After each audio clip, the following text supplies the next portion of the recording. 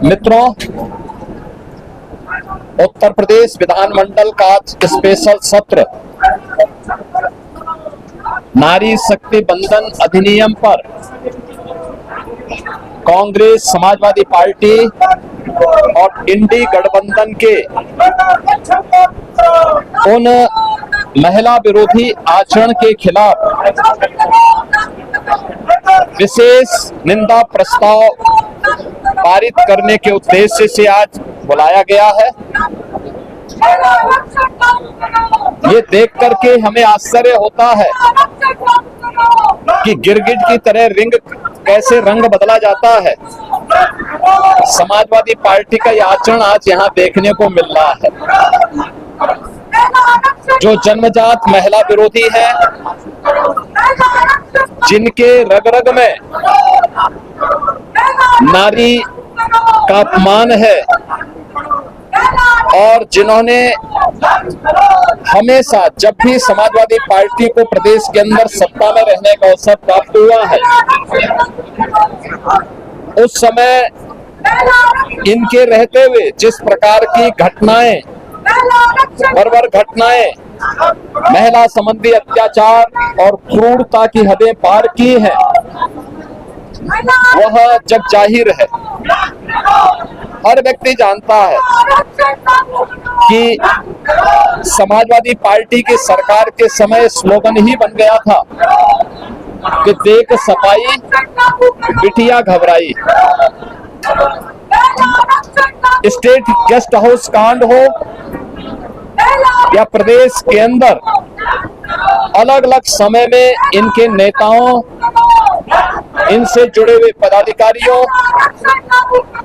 और समाजवादी पार्टी और कांग्रेस की महिला विरोधी आचरण को देश पहले ही जानता था, लेकिन इनके पास एक अवसर था अपने मुंह पर लगी हुई उस कालिक से मिटाने के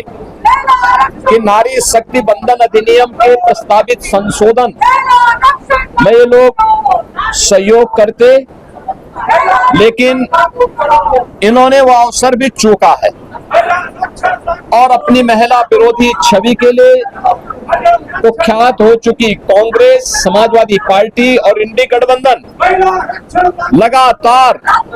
लगातार इस मुहिम में लगे हैं कि किसी भी स्थिति में यह संशोधन और यह अधिनियम लागू न होने पाए। इसके लिए इन्होंने वे सारे प्रयास किए जिन कारणों से प्रदेश के अंदर या देश के अंदर अव्यवस्था की स्थिति पैदा हो।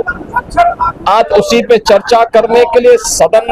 उत्तर प्रदेश विधानमंडल का सदन प्रारंभ किया जा रहा है। इसमें उन सभी मुद्दों पे हम चर्चा करेंगे। एक तरफ प्रधानमंत्री मोदी जी के प्रति आभार व्यक्त करते हुए उनके नेतृत्व में नारी गरिमा की रक्षा के लिए,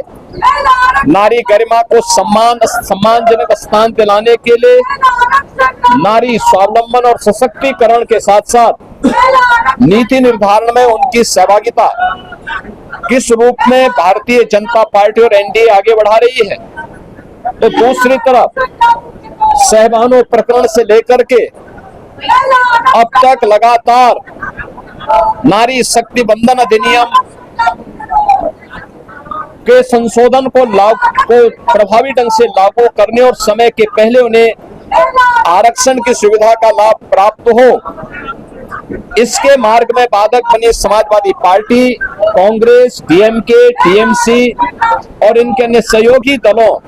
को एक्सपोज करने की दृष्टि से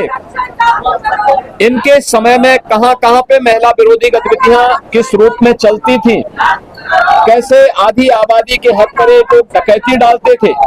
इन सब मुद्दों पर भी आज व्यापक चर्चा होगी। मैं अपील करूंगा विधानमंडल दल के सभी माननीय सदस्यों से कि वे इस चर्चा में भाग लें और अगर समाजवादी पार्टी और कांग्रेस में नैतिक साहस है तो वे चर्चा में भी भाग लें। चर्चा में भाग लेने के साथ साथ इस बात का स्पष्टीकरण दें कि उन्होंने संशोधन विधेयक का समर्थन क्यों किया। उसके विरोध के पीछे का उद्देश्य, जो नारी शक्ति बंधन अधिनियम संशोधन विधेयक का विरोध करने के पीछे की उनकी मंशा क्या थी, इसके बारे में स्थिति को स्पष्ट करें। और अगर उनको लगता है कि उनके नेताओं ने गलत किया है,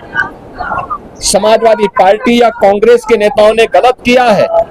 तो उनका दायित्व बनता है कि वे माफी मांगे या फिर इस निंदा प्रस्ताव को पारित करवा करके कांग्रेस, समाजवादी पार्टी और नारी शक्ति बंधन अधिनियम के संशोधन प्रस्ताव के समर्थन में